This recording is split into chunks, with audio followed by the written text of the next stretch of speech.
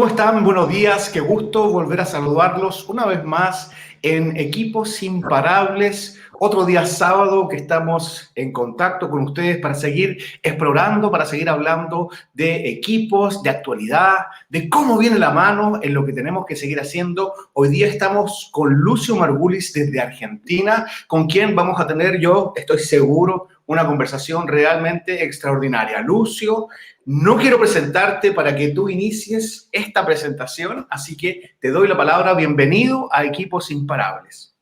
Muchísimas gracias a ustedes por invitarme.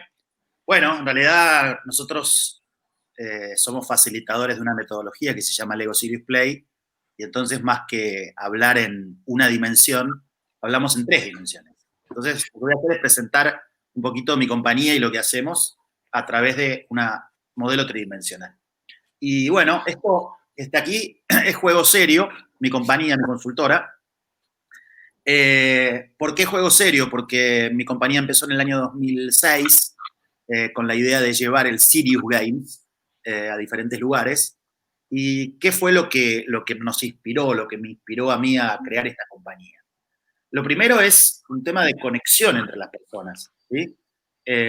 Por muchos años de trabajo en juego, yo me di cuenta que el juego conecta a las personas de una manera diferente y conecta a más de una persona. Con lo cual, una de las inspiraciones que tuvo que ver con el juego es lograr que las personas expresen lo que piensan y lo que sienten, las dos cosas, a través de una conexión diferente, que es el juego. Por otro lado, van a ver que este personaje está como elevado, y es que el juego saca, de alguna manera, o extrae el niño que llevamos dentro, y con eso nuestra imaginación, nuestra creatividad. Con lo cual, nos eleva un poco por sobre la realidad para permitirnos, por un lado, pensar diferente, ¿sí? Esto es un poco el movimiento que genera el momento creativo, el momento de juego, el momento de excitación. Por el otro, claramente, lo que tratamos de hacer es transformar al ser humano.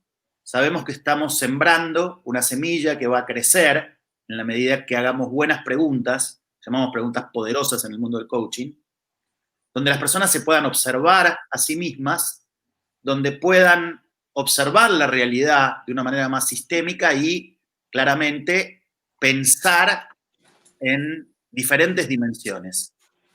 Esto genera un movimiento de cambio en la persona que se traslada a la organización.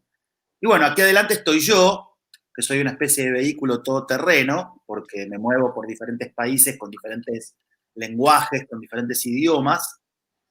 Me gusta volar con mi imaginación y crear cosas nuevas y hacer que las cosas funcionen, que las cosas ocurran.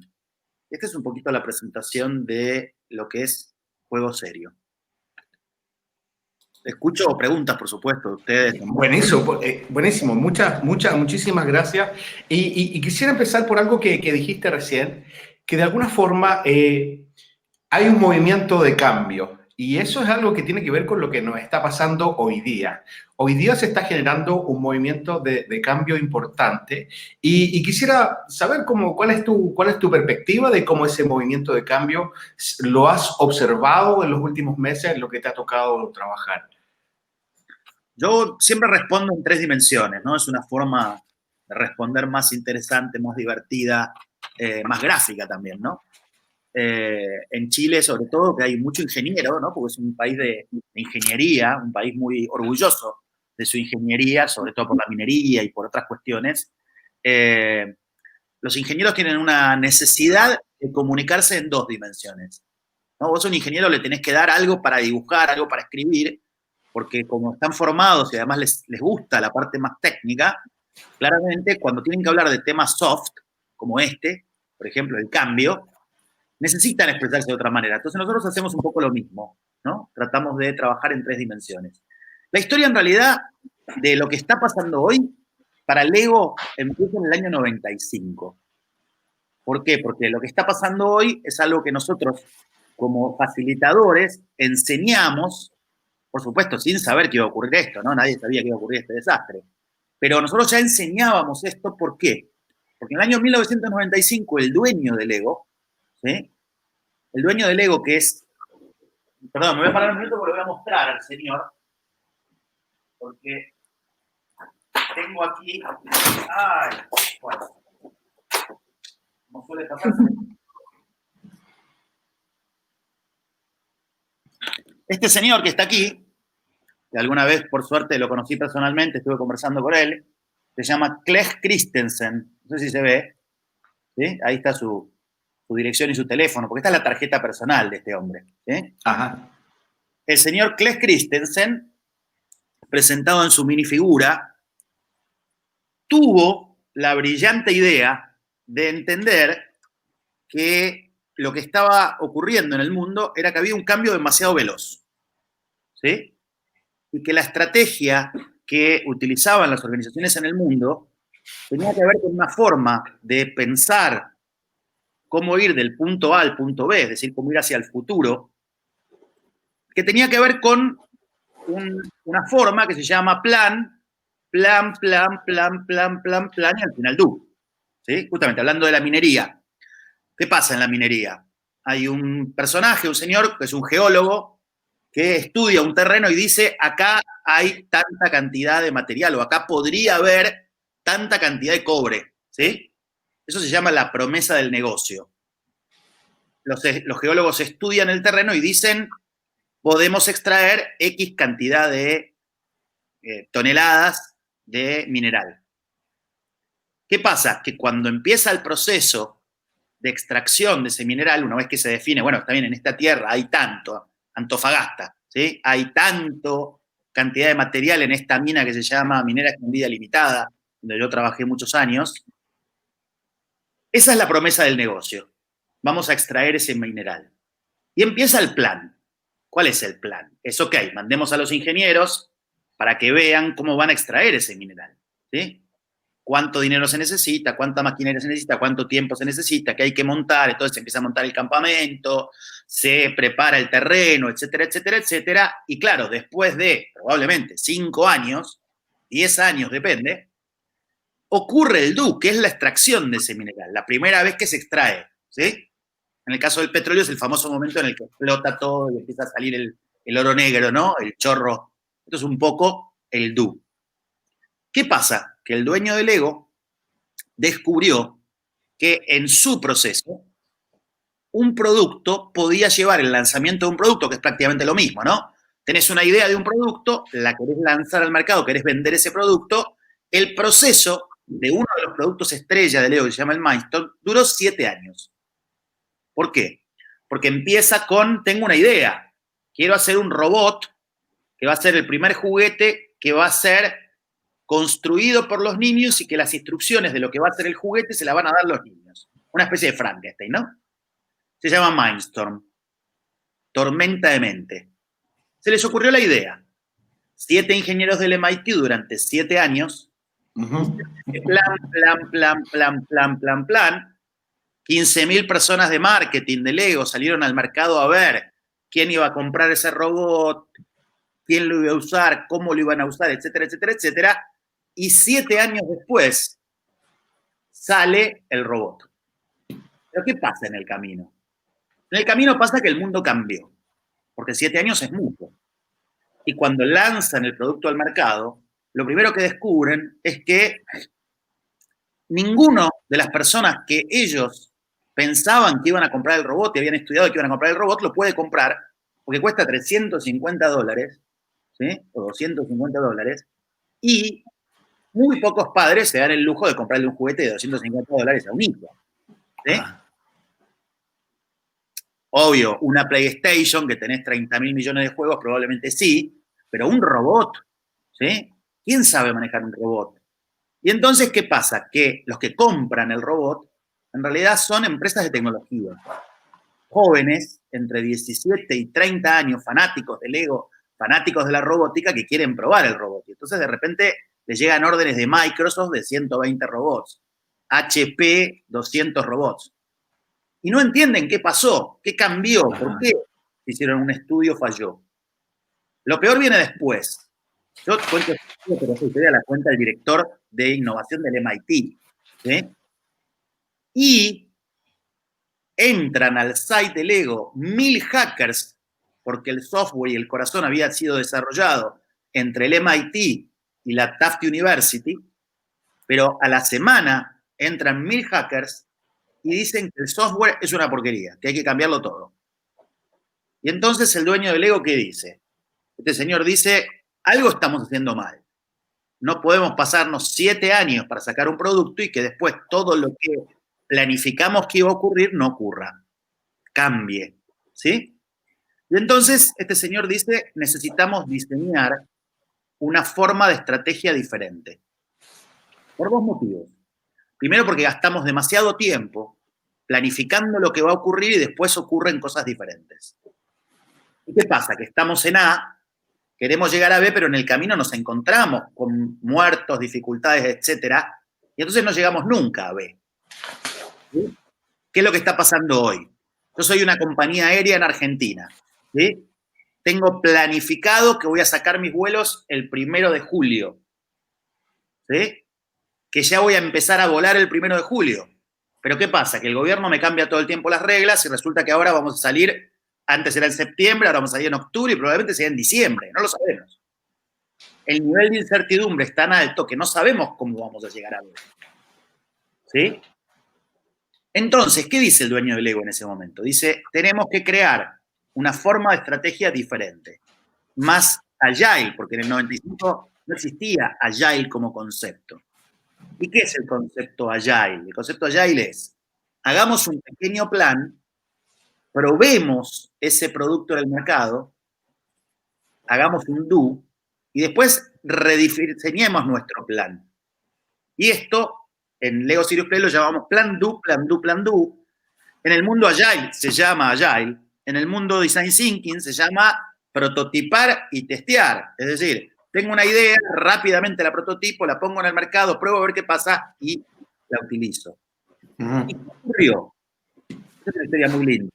Una niña, ¿sí? Una niña manda una carta a Lego diciendo lo siguiente. Señores de Lego, ¿por qué todas las mujeres que aparecen en sus kits son mujeres, digamos, típica tonta, ¿no? La típica Barbie? ¿Por qué? Porque ¿con qué jugaban las nenas? Con la Barbie, ¿no? Con la princesa, con la ama de casa. ¿Y dónde están esas mujeres profesionales como Patricia, que tiene una consultora, las doctoras, las ingenieras? ¿Dónde están esas mujeres en los kits?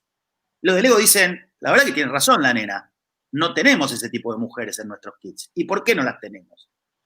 ¿Qué hacemos? ¿Dedicamos 7 años de investigación para ver qué tipo de mujeres tenemos que poner en los kits? Nada. Hagamos una prueba.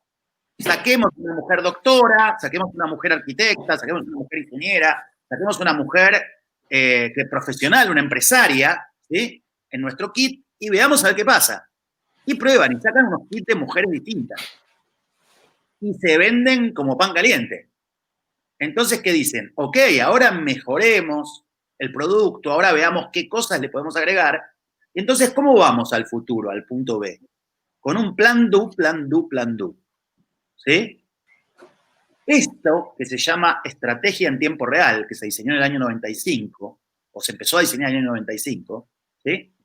Es lo que cambia la forma de hacer estrategia en las organizaciones. Esta es la propuesta de Lego Serious Play, verdaderamente. ¿Por qué? Porque al no saber lo que va a ocurrir, haber incertidumbre por los cambios veloces que se dan en el mundo, vos no podés hacer un plan a muy largo plazo, salvo que seas la NASA, o que obviamente sos una compañía minera, no podés decir, a ver, acá me parece que vamos a encontrar tanto material, hagamos un agujero. Se entiende que en ese tipo de negocios necesitas hacer un plan, y al final do. Sin embargo, dentro de ese negocio vos sí podés hacer plan do en otros aspectos. Y por supuesto, en consumo masivo, en servicios. Si no haces plan do, estás arruinado. ¿Sí? Imagínate lo que está pasando ahora con los restaurantes en el mundo.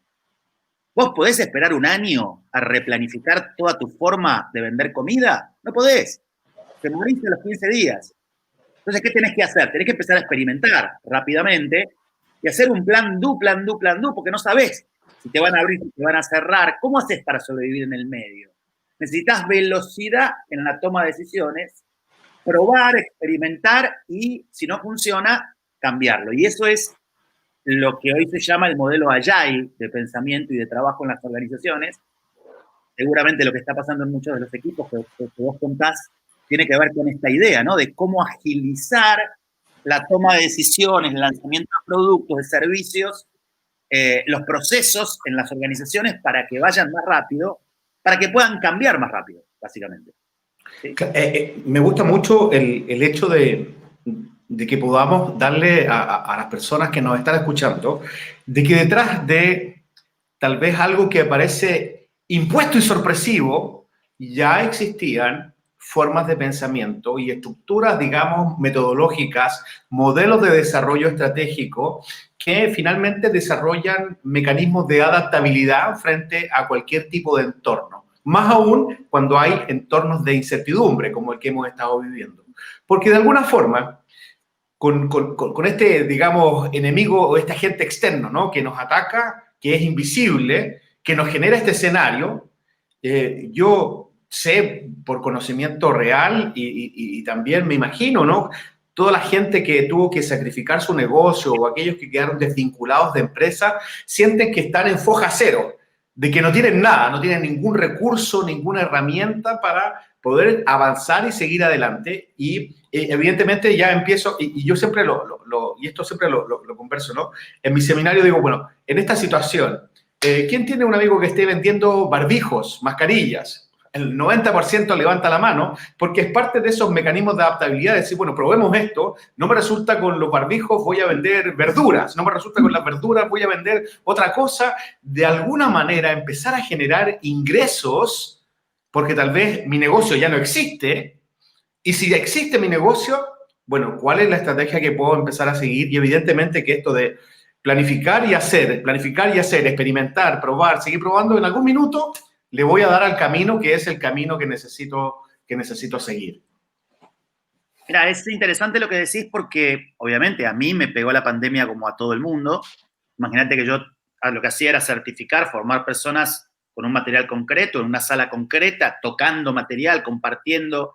Imagínate, eso se canceló a los 5 minutos, ¿no? Entonces, claro, uno dice, ¿qué hago yo ahora? ¿Cómo paso esto a virtual? Porque no todo se puede pasar a virtual. En el caso de Lego Serious Play, la verdad que hay una parte que se puede hacer remota, ni siquiera virtual, porque la gente está jugando con las piezas en su casa.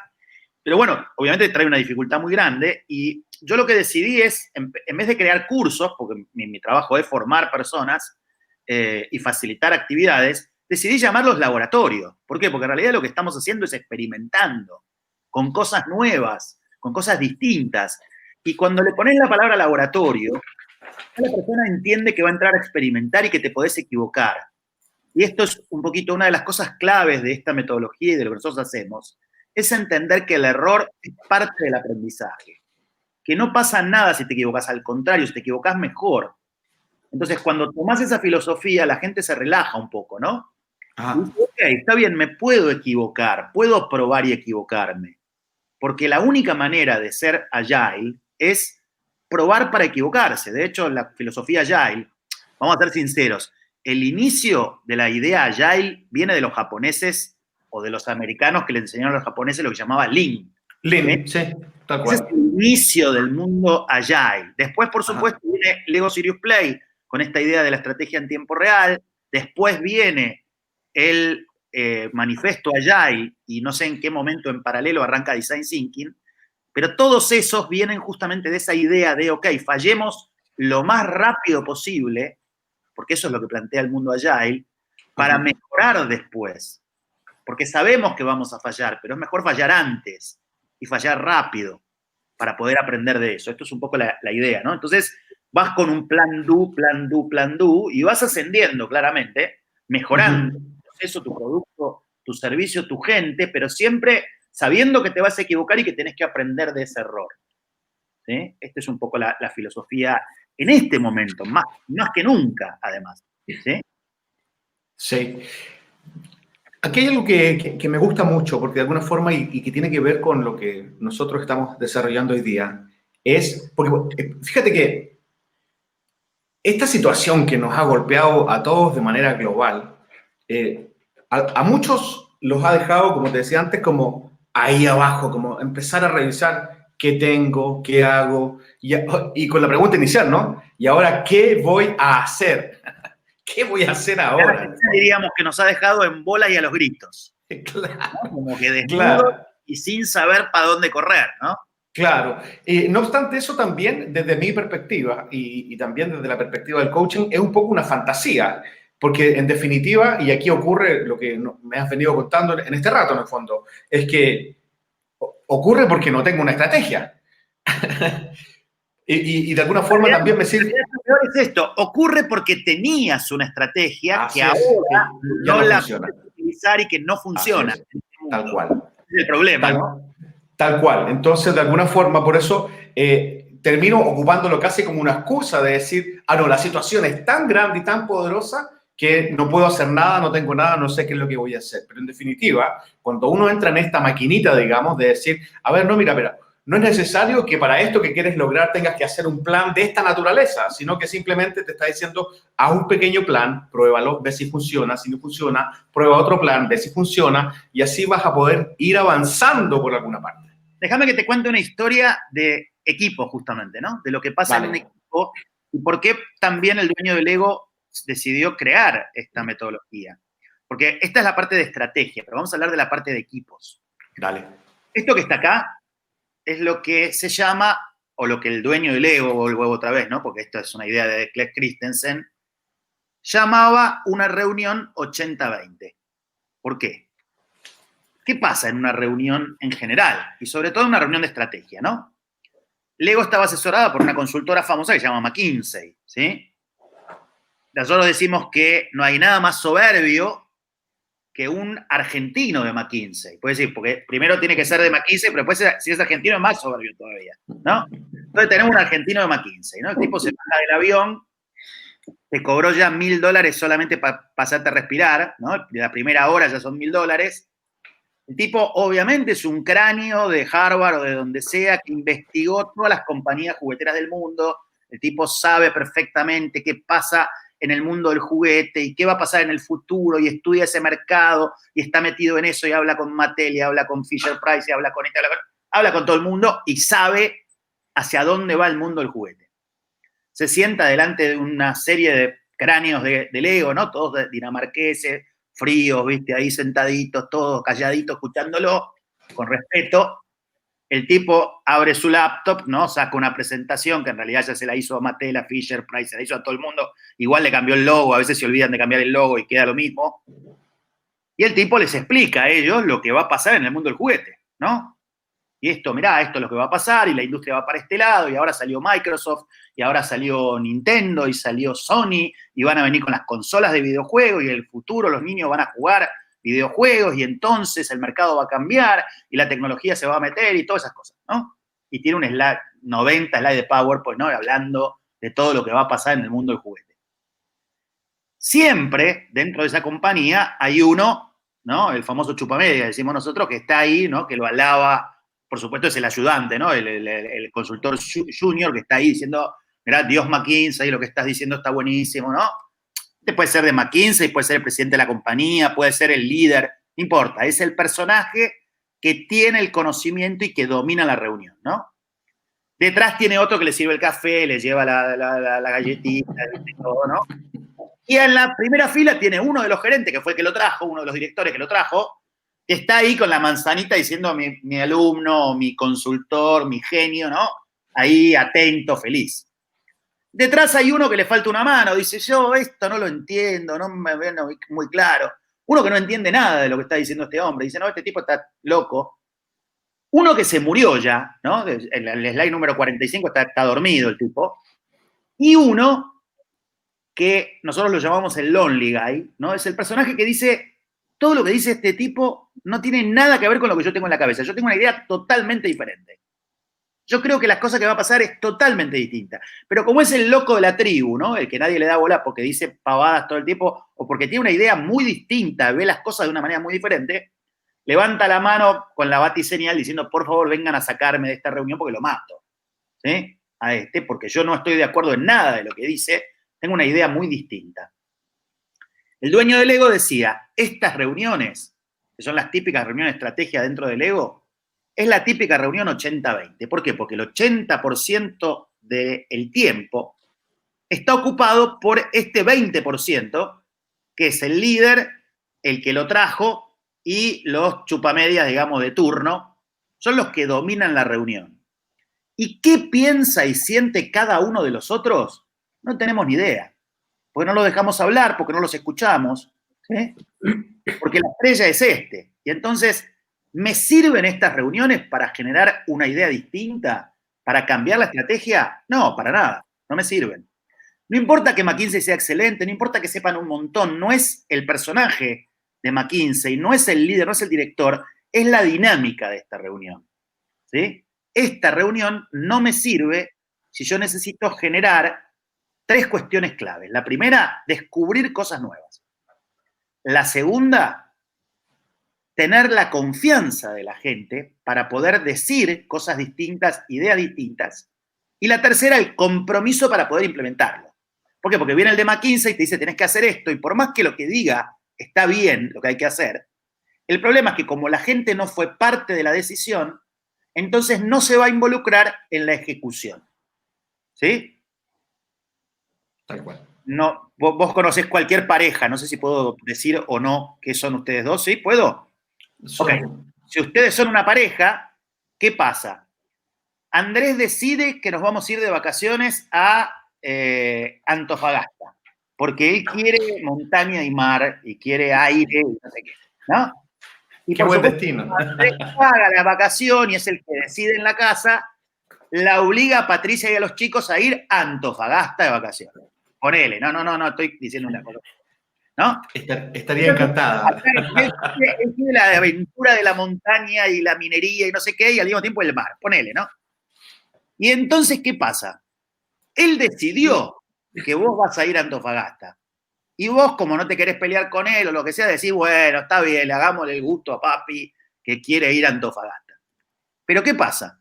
Estás en Antofagasta, lo querés matar, porque vos no querías estar en Antofagasta, querías estar en Reñaca, ¿sí?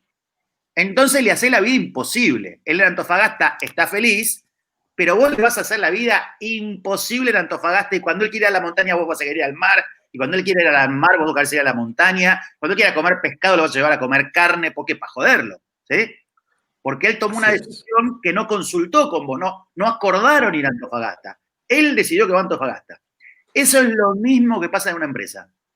El director decide sin preguntarle a nadie para dónde va la compañía, aunque sea el dueño, no importa, porque tiene gente que trabaja con él, dice cómo se deben hacer las cosas, y la única que le queda a la gente que no está de acuerdo es resistirse.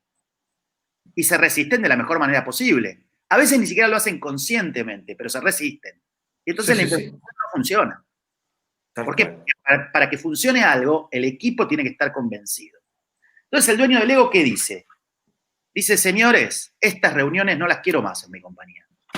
Quiero una reunión 100-100. ¿Qué es una reunión 100-100? Primero, pongamos una mesa, pongamos un tiempo, ¿sí? Es interesante, porque yo estuve en la fábrica de Lego en Dinamarca, y una de las cosas que ellos implementaron, que es muy lindo, en la fábrica las reuniones no pueden durar más de 15 minutos, y son de pie. Eso quiere decir que no hay sillas, hay una mesa como esta, hay unas piezas de Lego arriba y hay un reloj con colores. Entonces, la reunión dura 15 minutos y no tienen que estar cómodos, no tienen que tomar café, no tienen que hacer nada más que reunirse, resolver y irse. Y a los 15 minutos son una alarma y se tienen que ir. Porque una reunión, si no es útil y es para tomar café y para decir pavadas, no sirve para nada. ¿Sí? ¿Para qué te vas a reunir? ¿Para tomar café? Sí, reunite a tomar café y ahí pon el reloj que quieras, pero digo, tomalo como una reunión social, no hagas una reunión social y al mismo tiempo una reunión de equipo y al mismo tiempo una reunión que duran 3 horas y no se dice nada y no se decide nada. ¿Sí?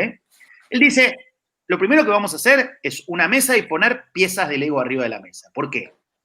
Porque vamos a pensar de una manera diferente, vamos a pensar con las manos. Antes de hablar, vamos a construir. Vamos a construir lo que queremos decir.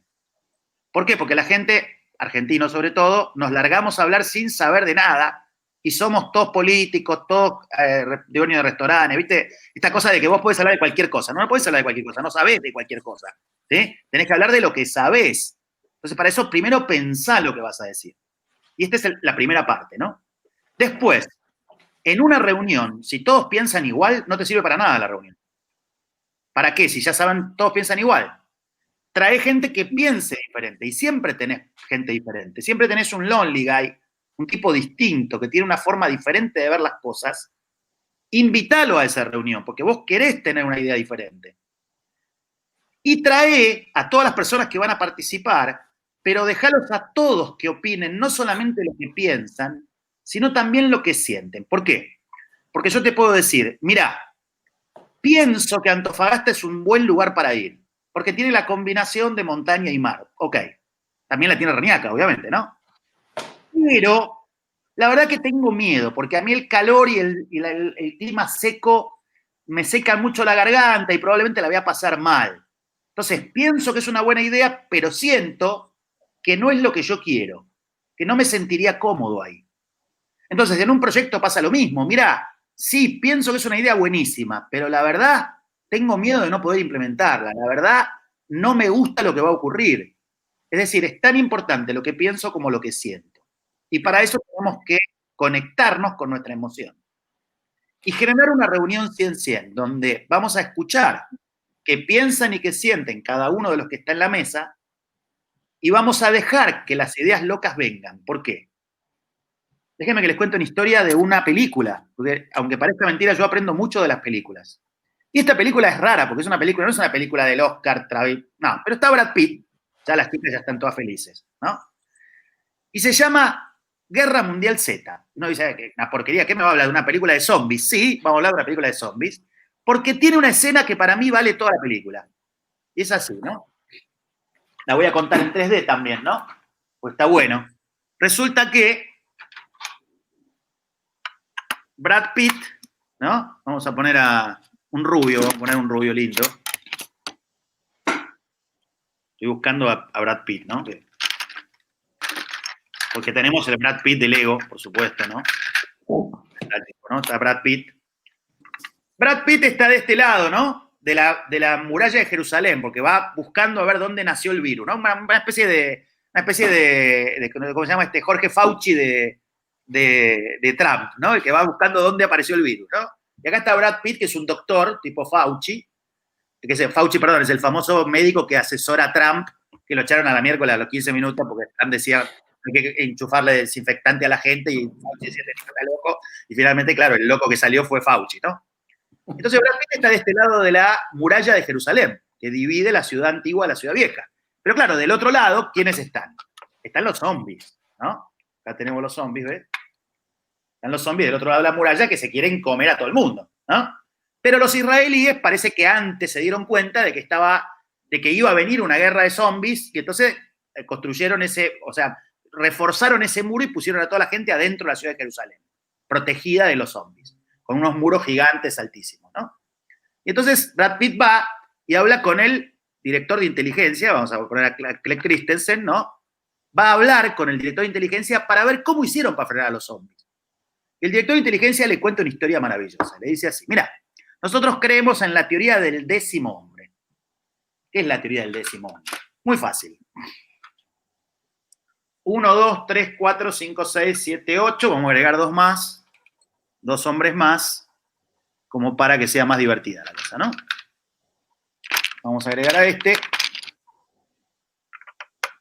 Y vamos a agregar a el Lonely Guy. ¿Sí? Y resulta que la historia es así. Él dice, mira, estábamos en una reunión de inteligencia hace 5 años en Israel, ¿no? Y estábamos los 10 tipos que tomamos decisiones a nivel de inteligencia en Israel. Y había un moncho que dijo, señores, nuestro problema son los palestinos, ¿sí? Porque los palestinos quieren recuperar su territorio y entonces, buenísimo. Pongamos 40 millones de dólares, hagamos inteligencia para ver qué están planeando los palestinos que quieren destruir Israel. Buenísimo. Salta el otro moncho y dice, señores, tenemos un problema con los sirios, porque los sirios también nos odian y entonces, buenísimo. 10 millones de dólares para investigar qué están haciendo los sirios. Che, pero ojo que los iraníes, dice también nos odian y quieren destruirnos. Y entonces, bueno, a ver, 5 millones de dólares para hacer inteligencia, a ver, ¿qué quieren hacer los iraníes? salta este primero y dice, señores, los egipcios están enojados con nosotros porque el acuerdo de paz no sé qué, dale, $3 millones para investigar qué están haciendo los egipcios rebeldes que nos quieren destruir. Uno levanta la mano y dice, che, pero los afganos, acordate de Bin Laden, bueno, listo, dale, fue $2 millones a investigar qué están haciendo los afganos. Salta otro y dice, che, pero los musulmanes de África también nos quieren echar, bueno, dale, vamos, investiguemos eso. Y otro dice, che, pero posiblemente los rusos nos quieran destruir, va, dale, a los rusos. Y salta uno y dice, che, y los zombies, dice uno. Nos miran todos y dice, escúchame, callate, nabo, ¿qué los zombies? ¿Qué zombies? No existen los zombies, ¿sí? No digas pavada, pero como son israelíes y como creen en la teoría del 10º hombre, ¿qué dicen? Che, dejémoslo al tipo que investigue los zombies, aunque sea una idea loquísima. Si falla, no pasa nada, investigó sobre los zombies, se gastó una plata y listo. Pero si tiene razón y vienen los zombies, estamos preparados, ¿no? Y entonces investigan los zombies y se preparan. Después se los comen a todos, no te preocupes, saltan la muralla. Pero lo que digo es, esta idea de la teoría del 10º hombre es lo mismo en las organizaciones. Vos siempre tenés un loco que te dice, che, pero va a venir una pandemia. Bill Gates, 2017, 2015 lo dijo. No nos va a matar una guerra mundial, no nos va a matar una bomba, no. Nos va a hacer el miércoles una pandemia. Tenía razón, nadie le dio pelota, así estamos. Si le hubieran dado bola a este hombre, hubieran dicho, muchachos, si aparece una enfermedad rara en cualquier país del mundo que se puede propagar rápido, cerremos el país inmediatamente. No le dieron pelota y así estamos. Quiero decir, esta idea de que siempre hay un loco, siempre hay un lonely guy en la sala, que tiene una idea diferente y le tenés que escuchar y lo tenés que apoyar, porque por más loca que parezca la idea, después puede ser la realidad. Y vos fijate, el creador de Pixar, Steve Jobs y John Lasseter, son los creadores de Pixar. John Lasseter lo echaron de Disney porque quería hacer una película animada toda por computadora y le dijeron que estaba loco, lo echaron. Steve Jobs lo echaron de Apple al mismo tiempo. Se juntaron los dos, crearon Pixar, destruyeron el mundo de la animación en 5 minutos.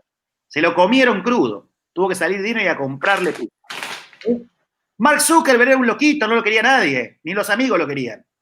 Creó Facebook y fue multimillonario, ¿sí? Todo. Jeff Bezos se fue de la bolsa de Nueva York ganando fortunas para poner una librería de miércoles en Seattle, que ni siquiera tenía libros. Son todos locos. El tema es, ¿qué haces con este loco? ¿Lo escuchás o lo censurás? Y el éxito de un equipo tiene que ver con escuchar lo que piensa y siente todo el mundo y darle espacio a todo el mundo. Porque si no, justamente no tenés ninguna posibilidad de afrontar el cambio si no estás preparado para el cambio. Y el cambio puede venir de cualquier lado y siempre va a haber un loquito que te va a decir lo que va a pasar. Sabes que escuchándote me nace algo que tiene que ver con la comparación entre los emprendedores, que muchas veces los tildan de locos, ¿no? Y también las empresas. Hay una cosa así como que es diferente, ¿no? Uno empieza, el emprendedor es el plan do, plan do, plan do. Siempre, ¿no? Y después se vuelve corporación y empezamos a poner reglas, empezamos a poner estatutos y formas de comunicarse que dejó de ser plan do, plan do, plan do. Cuando hay otras empresas como Google, por ejemplo, que continúan con ese estilo, ¿no? Y lógicamente porque, claro, son empresas que necesitan el cambio permanente.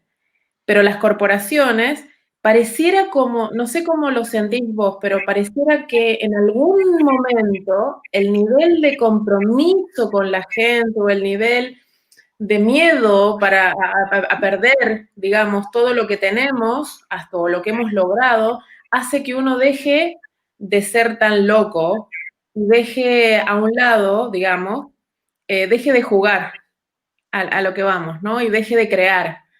Y ahí está el tema de cómo volvemos a esta locura o a esta forma de vivir en el emprendimiento, digamos, en este plan do constante.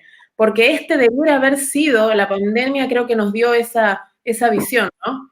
Esto de, siempre fuimos plan do, nunca tendríamos que dejar de serlo. Entonces, Hoy las empresas se están replanteando, después de estar tanto tiempo haciendo lo mismo, imaginemos una empresa, qué sé yo, una aérea, un Sí. restaurante, ¿no? Siempre debiéramos haber probado, siempre debiéramos haber continuado prototipando, ¿no?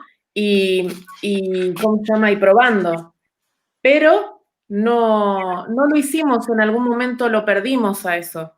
Mira, yo antes de la pandemia, obviamente enseñaba la estrategia en tiempo real, explicaba todas estas cosas, pero claramente era uno de los loquitos, cada vez menos loquito, porque yo soy un lonely guy en ese marco. Yo en el año 2006 creé Juego Serio, en el año 2007 me fui a Dinamarca a traer la metodología de Lego Serious Play a Latinoamérica.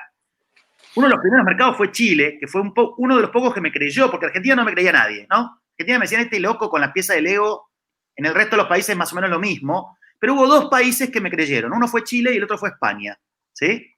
Países que al contrario son bastante estructurados, bastante de planificar, así de plan, pero sin embargo el gobierno de Bachelet en ese momento, acompañado por un grupo de ministros y gente que realmente pensaba de una manera distinta, me dieron la oportunidad. Y yo empecé a trabajar mucho con gente del gobierno de Bachelet a repensar las cosas. Incluso estuve con el ministro de Hacienda, estuve en el medio de un lío que hubo entre Argentina y Chile con el tema de energía en el ENAP. O sea, trabajé con varias cosas, ¿no? Y fue un orgullo trabajar en Chile con directivos de gobierno importantes que confiaron en esta metodología y empezaron a pensar distinto.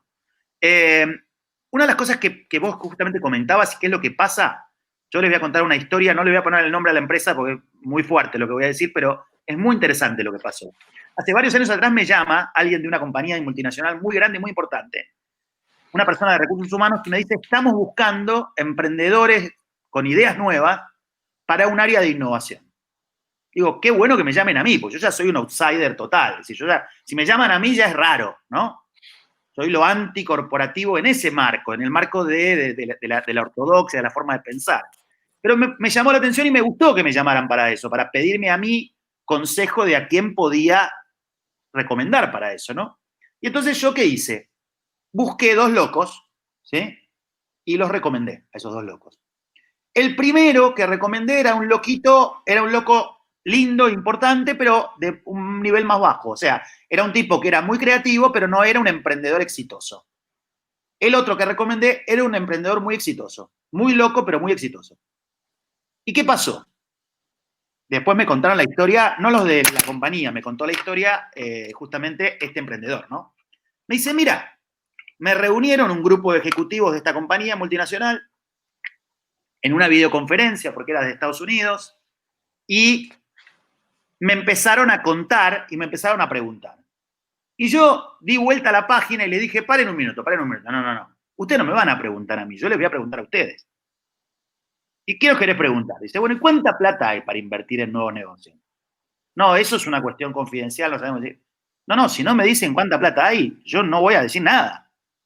Les dio vuelta a la reunión y les planteó un montón de cosas que, por supuesto, no les gustaron. No gustaron que los desafiaran, ¿sí? Esperaban que el tipo obedeciera, bajara la cabeza y dijera todo lo que ellos iban a hacer. Pero se encontró con el tipo equivocado y claramente no lo contrataron porque no les cayó bien que alguien los cuestionara a ellos. Pero el problema es que contratan a gente igual a ellos y entonces nunca van a salir de la innovación. Esta historia es muy linda porque la CIA, mirá lo que te voy a contar, la CIA descubrió, después del 11M famoso, descubrió algo muy interesante. Descubrieron que no fueron capaces de prever el atentado a las Torres Gemelas y al Pentágono, porque todos los tipos que ellos seleccionaban eran todos iguales a ellos. Es decir, un tipo para estar en la CIA tenía que ser rubio de ojos celestes, protestante y tenía que venir de Harvard, MIT y Stanford, ponele, ¿no? No digo tanto, pero digo, tenían que ser todos cortados con la misma tijera. ¿Y qué pasa? Vos no podés pensar si sos rubio, hijo de irlandeses y formado en Stanford o en Harvard o en el MIT. El problema que tenés es que son todos iguales y piensan igual. No piensan como un musulmán medio oscurito y que odia a Estados Unidos, ¿sí? O que le bombardearon la casa y le mataron a la familia. Ajá. Entonces, si no pensás como ellos, no podés entender cómo piensan ellos. Y a partir de, y esto es un estudio serio de la CIA, ¿no? Entendieron que tenían que incorporar a gente de la CIA distintos, musulmanes, israelíes, árabes, lo que sea. Tenían que incorporar gente distinta porque necesitaba gente que pensara de forma diferente. Eso lo aprendió la CIA por culpa del 11M. Quiero decir, necesita gente diferente. Y eso ya lo sabe, Microsoft lo sabe hace muchos años, Google lo sabe hace muchos años, Facebook lo sabe hace muchos años, Amazon lo sabe hace muchos años. Necesitas diversidad. Si piensan igual que vos, no te sirven. Te sirve uno, no te sirven 20 que piensan igual que vos. Y lo peor es que las compañías eligen gente que piensa igual que ellos. Y ese es el problema. ¿Qué pasa? ¿Cuál es la diferencia con un emprendedor? La diferencia es que el ejecutivo de una empresa, mira, está acá, ¿sí? Tiene una ventana medio cerrada y muy alta, porque no se le permite siempre pensar de una manera distinta y hay demasiadas reglas dando vueltas a veces. Y entonces la persona puede pensar dentro de una pequeña caja. El emprendedor, que en general es una persona, entre comillas, desesperada. Desesperada quiere decir que no tiene nada que perder, ¿sí?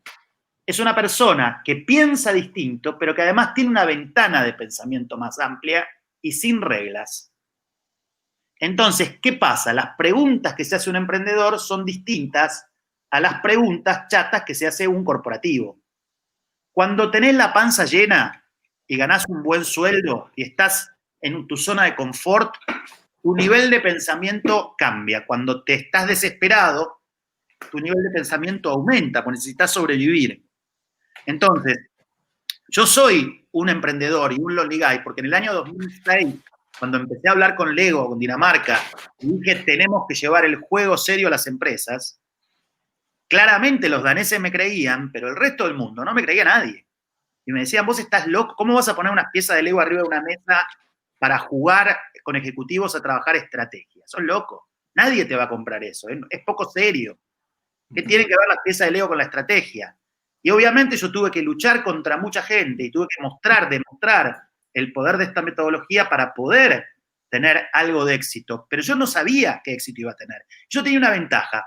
Me habían echado de la última compañía en la que había trabajado y estaba desempleado. Estaba desesperado, necesitaba sobrevivir. Y tuve la paciencia de esperar y de insistir en esta idea, que claro, hoy es una mina de oro en términos de, la gente dice, pero mira qué bien te fue. Sí, pero vos no sabés todo lo que tuve que remar en dulce leche durante tantos años para que la gente me creyera. Porque un emprendedor tiene que estar preparado para fracasar durante muchos años y tener éxito después. Entonces dice, Jeff Bezos es el tipo más millonario del mundo, mirá qué bueno. Sí, pero Jeff Bezos empezó en una oficina de 2x2 con una bandera que decía Amazon y perdió plata hasta hace 5 años. ¿Sí? El millonario más importante de Argentina en este momento se llama Marcos Galperín, dueño de Mercado Libre, la compañía que más ha crecido en Argentina en los últimos años. Uno de los líderes de Latinoamérica en mercado electrónico perdió plata hasta hace 5 años. Quiero decir que son empresas que tuvieron que esperar mucho tiempo para ganar. Tuvieron que tener paciencia y tuvieron que creer en su idea. Y claro, hoy son líderes, pero son líderes después de haber fracasado ¿cuántas veces? Una parte, por ejemplo, que habíamos hablado con Andrés, no sé si Andrés te acordás que hace un par de semanas hablábamos que también pasa esto con los políticos. Porque al estar en una posición cómoda, con un sueldo, ¿no? Existen otros tipos de políticas en otros países en donde los políticos tienen una habitación 4x4, donde viven donando sus sueldos y ese tipo de cosas, entonces viven como vive la gente en realidad, pero no suele pasar. Eso es lo que sucede, ¿no? Es como un ejemplo vivir como el resto de la gente. Vos no le podés pedir a la gente que haga cosas que vos no sos capaz de hacer. Ahí tenés el ejemplo del presidente de Uruguay, a diferencia del presidente de Argentina o de otros países. El presidente de Uruguay lo primero que dijo es, si hay que ajustar, los primeros que nos ajustamos somos nosotros. Quiero decir, el político tiene que ganar el mismo sueldo o tiene que vivir la misma situación que vive el tipo de la calle. ¿Por qué? Porque si no, gobierna para él, para sus negocios, que es lo que siempre pasa. No gobierna para la gente. Entonces, no digo que el político tiene que ganar lo mismo y tiene que tener las mismas dificultades. Cuando se le corta el salario a uno, cortarle el salario político también.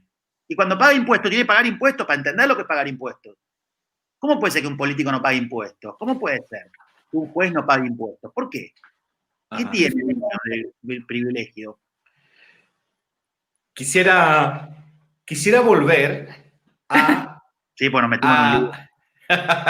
Quisiera volver a dos cosas que estábamos conversando que me parecen impresionantes. Por una parte, fíjate, y recuerdo, Patri, el video que estábamos viendo de la entrevista a Steve Jobs, donde él decía, mira, nosotros funcionamos y somos como una startup permanente.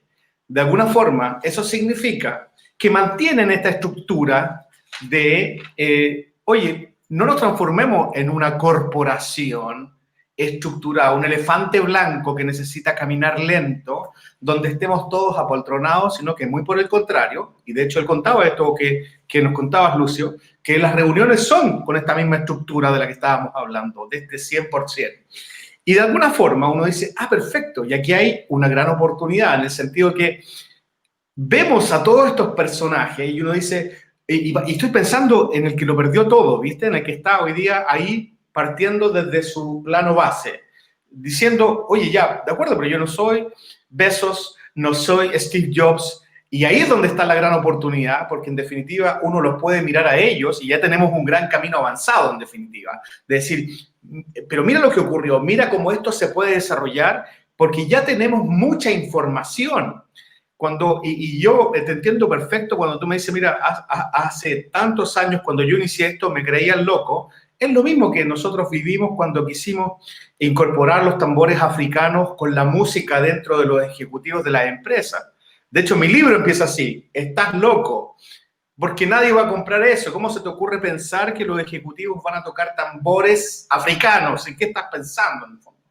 Y ahí es donde voy a la segunda afirmación, que tiene que ver con esto de pensar distinto, que está llevado al tema de la disrupción, de ser disruptivo, de entrar con algo que no es un poco diferente, sino que es radicalmente distinto.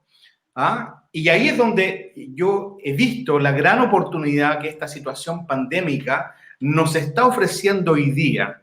Esto de ser, y aquí es donde se me genera un tremendo conflicto ahora, porque en definitiva cuando uno dice, mira, es que en los equipos en general, se fomenta que todos sean iguales, que todos piensen igual, y es por eso que el tremendo desafío lo tiene el líder, porque el líder es el que se supone que tiene la visión sobre todo, pero muchas veces tampoco la tiene, y con esta situación sobre la que no estábamos ninguno preparado, ni los líderes saben lo que hay que hacer. Entonces, de alguna forma digo, perfecto, entonces, ¿cómo llevar esto? Y aquí me quedo dando vuelta antes porque en esta estructura tradicional de una reunión 80-20, que ya sabemos que en definitiva son altamente disfuncionales, donde solamente entienden los que trajeron a ese consultor, ¿viste? Y el resto hacia atrás se va perdiendo mucha información.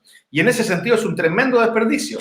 Y cuando voy a la reunión 100-100 y pienso en Lego, pienso en Dinamarca y en todo ese universo, y los equipos que hoy día, digamos los equipos naturales, me quedan como por el medio, tratando de ver qué toman de esa experiencia de Lego y qué no de esa experiencia tradicional, para empezar a transformar esto en una estructura que es mucho más matricial. ¿Cómo lo ves? Yo mientras vos hablabas, estaba pensando en 3 dimensiones, ¿no? Decía, ¿qué es un león? Es un gato con pelo largo. No es más que eso, ¿sí? Pero claro, se cree el león, se para como león y asusta, pero en realidad es un gato con pelo largo, no es mucho más que eso, ¿sí? Entonces, yo creo que el secreto acá no es, yo no digo que las empresas mañana tengan que usar todos Lego Serious Play, tampoco digo que todas las empresas tienen que ser Agile, no, lo que digo es, tenés que empezar a tomar pequeñas cosas y experimentar. Entonces, lo primero es, este concepto de la reunión 100-100, lo podés hacer con Lego o lo podés hacer solo. Lo importante es, ok, soy un líder de una organización. En una reunión, primero tengo que tener gente distinta. Tengo que traer gente distinta. ¿Sí? Yo siempre cuento una historia, cuando hago training, ¿no? Le cuento a la gente, le digo, mira, si vos tenés una compañía de seguros que tiene un problema, y el problema es que están robando muchos carros, muchos autos, en el centro de Santiago, ponele, ¿no? cerca de La Moneda y en esa zona, le están robando muchos autos. Descubren que hay unos ladrones que les gusta, porque hay autos del político, lo que sea, roban en esa zona. Y los tipos tienen que pensar cómo resuelven ese problema porque les está costando mucho a la compañía de seguro, están pagando mucha póliza, ¿no? Y es un problema para ellos. ¿Qué haces en esa reunión? ¿Qué suele pasar? En esa reunión, ¿quién viene? Viene el típico tipo de ventas, ¿no? Que vende seguros. Viene el del call center que recibe los llamados. Ponele que se les ocurre traer un policía, ponele con mucha suerte. Por supuesto está el gerente de producto, está el gerente de riesgo, etcétera, etcétera. O sea, los típicos tipos que están en la reunión. Y yo siempre les digo, ¿quién falta en esta reunión? Y por supuesto me dicen, no, falta el cliente. Sí, dale, el cliente, tráelo. ¿Quién falta? Y nadie dice nada, ¿no? No, están todos los que tienen que estar. Yo le digo, ¿y el ladrón de autos? Entonces me dicen, pero Lucio, ¿cómo voy a traer un ladrón de autos a una reunión de una compañía de seguros? Y yo le digo, ¿y por qué no? Me dice, porque ¿cómo hago? Le digo, muy fácil, vas a la policía y le decís, tráeme un ladrón de autos que esté condenado, ofrecele algo de plata, ofrecele lo que sea, que el tipo venga y nos cuente cómo se roban los autos. ¿Sí? Y me dicen, vos estás loco, yo no puedo hacer eso. Y le digo, el loco sos vos, porque las compañías de tecnología, lo primero que contratan son hackers. Y la famosa historia de Agárrame si puedes, de DiCaprio y Tom Hanks, los americanos, cuando agarraron al tipo que era el mayor estafador en la historia de Estados Unidos, que tenía 20 años, primero lo metieron preso, pero después le ofrecieron trabajo. Lo pusieron a trabajar con ellos. Eso es pensar de un modo distinto. No necesitas mucho. Tenés que traer gente distinta, no podés tener gente que piensa igual. Y tenés que preguntarle no solo lo que piensan, sino lo que sienten, y tenés que escuchar a todo el mundo. No podés darte el lujo de no escuchar al loquito o de no escuchar a alguien, porque ese alguien puede tener una idea totalmente diferente que te puede salvar absolutamente tu negocio. Pero necesitas ser abierto de mente en ese sentido. Por eso digo, el fracaso de esta compañía multinacional en buscar gente innovadora y tratar, y obviamente recibir solamente a los que piensan igual que a vos, es un fracaso absoluto desde la concepción, desde el nacimiento de la idea. Tenés que escuchar y traer gente distinta, tenés que darle un espacio y tenés que permitir que esos equipos justamente trabajen en la disrupción a partir de gente disruptiva, ¿no? Esto creo que es el secreto de un equipo, que todos se involucren, que todos participen, pero por supuesto, si no hay gente distinta, la tenés que traer vos. Ajá, sí, por supuesto. Pensando en que estamos en un escenario hoy día y esta situación pandémica nos permite ver el futuro, el presente y el pasado al mismo tiempo, porque vemos lo que nos está ocurriendo, vemos lo que ha ocurrido en otros países, vemos lo que nos podría ocurrir en relación con lo que otros países están viviendo. No obstante, ya muchos de nuestros países en Latinoamérica están en pleno proceso de transición a volver, voy a decir, a algo, entre comillas, a algo diferente. Y estamos en pleno proceso de transformación para ese cambio de paradigma. ¿Cuál es el cambio de paradigma que tú estás visualizando hoy día que crees que va a ocurrir en este pronto futuro?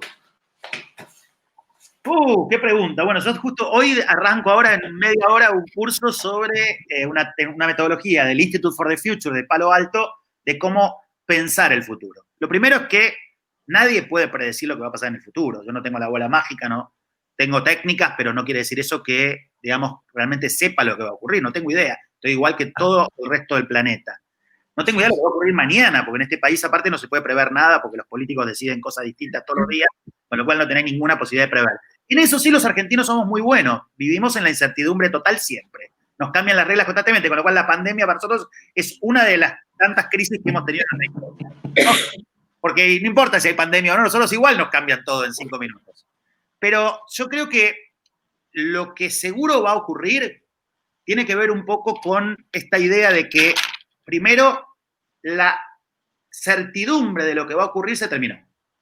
Quiero decir que lo que seguro, porque la única diferencia entre las crisis que hemos vivido los argentinos, incluso yo pensaba en la guerra, en la Segunda Guerra Mundial, ¿no? En la Segunda Guerra Mundial había determinados países que estaban en el medio del caos total, ¿sí? Pero no todos los países del mundo estaban en el mismo caos.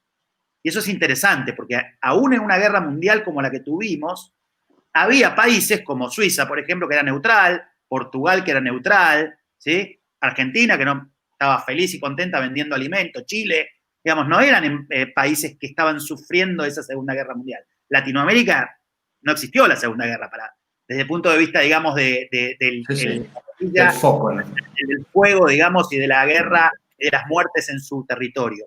La diferencia es que esta es una crisis global. Esta la están viviendo todos.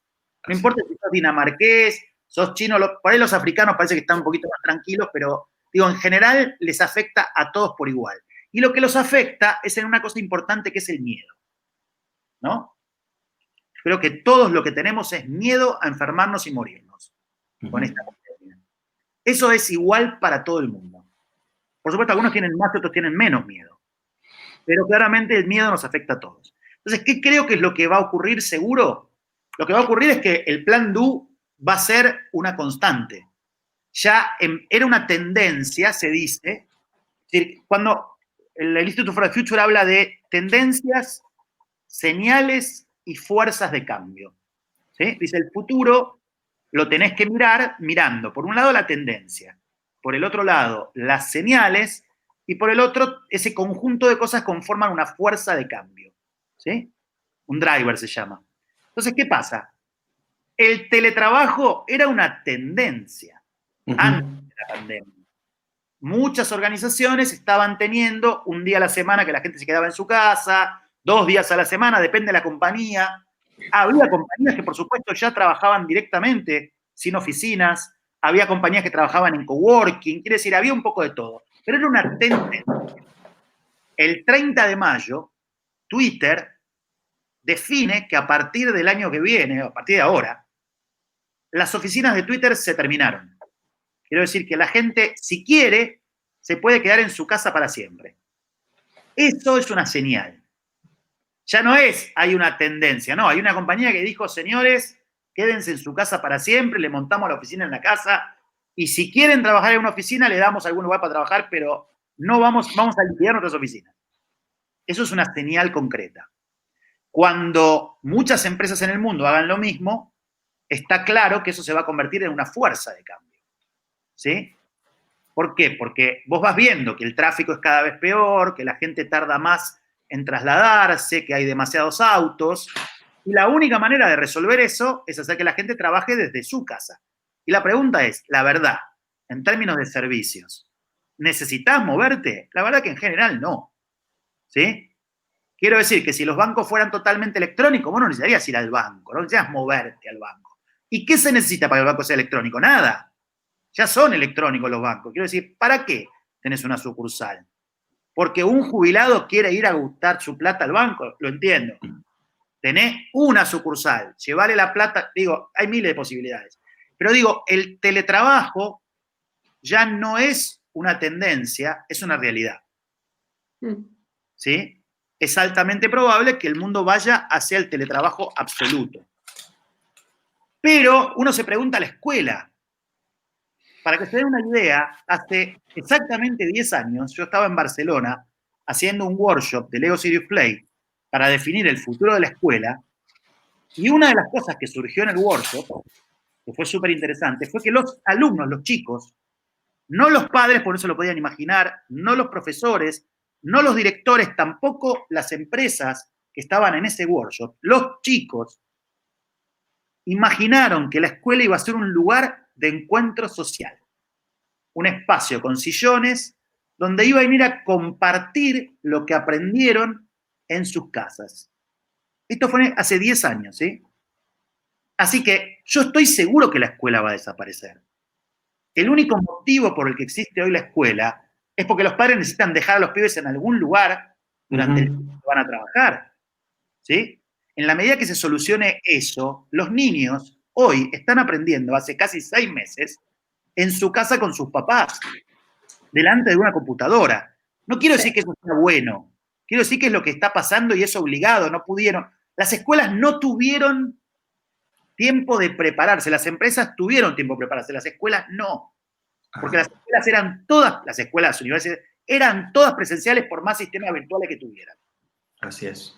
Y eso fue un cambio radical. Y para mí, yo me alegro que haya ocurrido esto con las escuelas, no porque los pibes estén en su casa, no por esto, sino porque están obligando a cambiar la mente de los profesores y de las instituciones educativas. Y de los padres también, porque los padres entendieron que ahora se tienen que hacer cargo de la educación de sus hijos.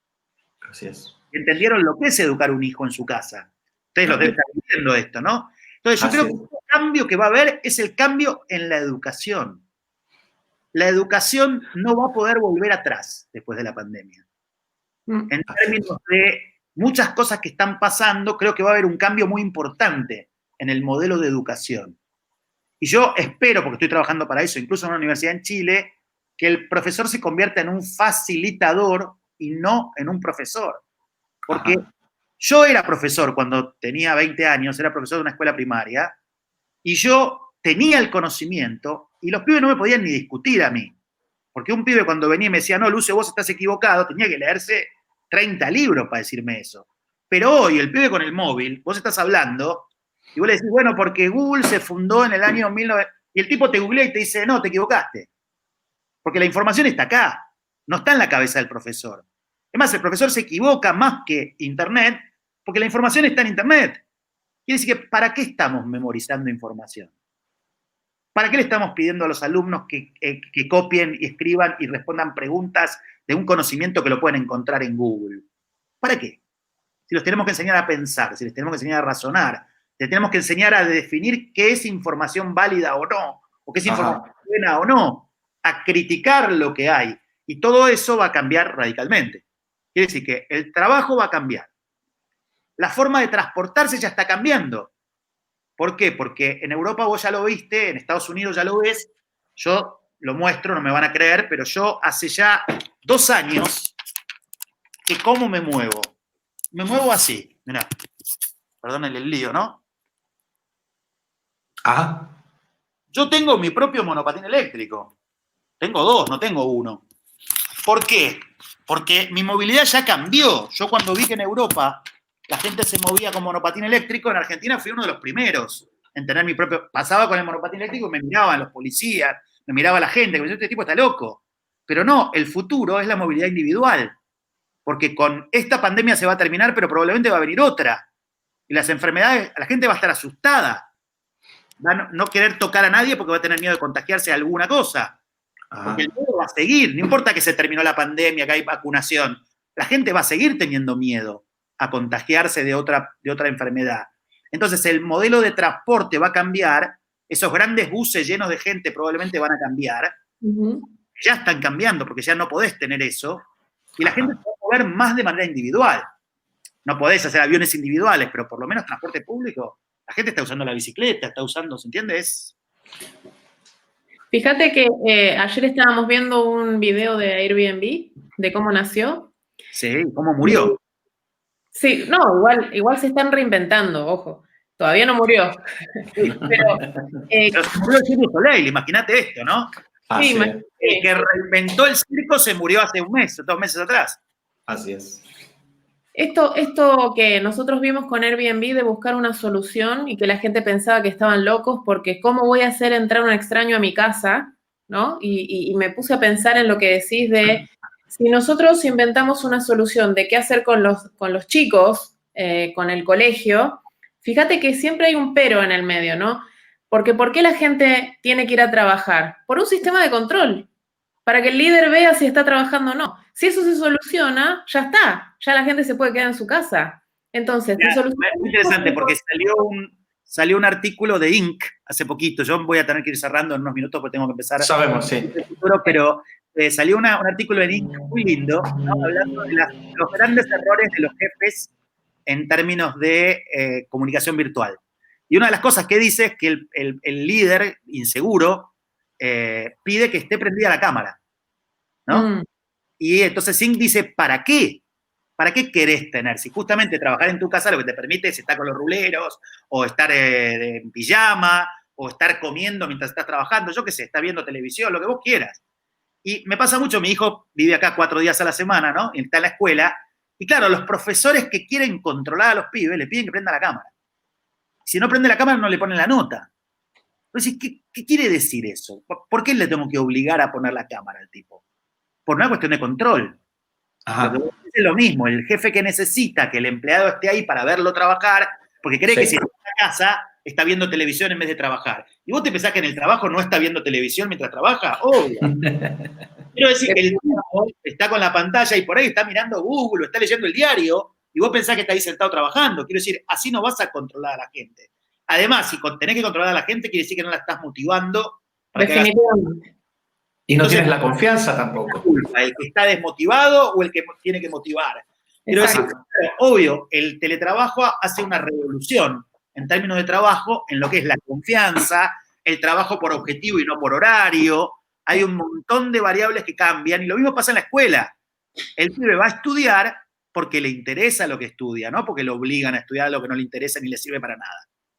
Tal cual. Así es. Todos esos son cambios que van a existir para mí, seguro, ¿sí? Que son el futuro, seguramente. Así es, y que ya se están transformando en un presente que estamos viviendo y que está en pleno proceso de transformación. Lucio, desde Patricia y desde mí, agradecerte este espacio de conversación. Sé que podríamos seguir conversando mucho rato más porque aquí hay muchísimo que aprender, que incorporar y sabemos que muchas de las personas que nos están escuchando van a poder aprovechar al máximo esto y básicamente seguir explorando, seguir avanzando de la mejor forma. Te mando un abrazo grande desde Chile. Espero que nos podamos encontrar en algún momento cuando esto vuelva a otro estado, un estado mucho más favorable para todos. Sabes que cuando vengas a Chile, nuestra casa es tu casa. Ahí compartiremos una parrilla, un chimichurri. Por supuesto.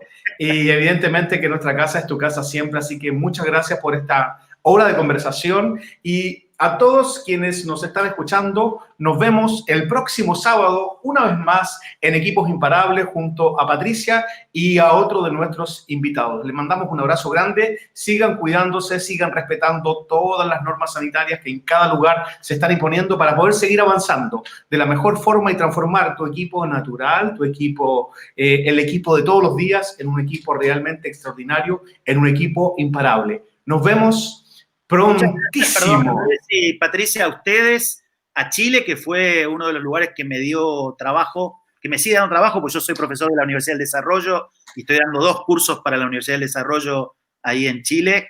La verdad que les agradezco muchísimo a los dos su calidez y, bueno, la oportunidad de contar y de compartir esto con ustedes y de aprender, porque en definitiva estamos todos aprendiendo en este momento.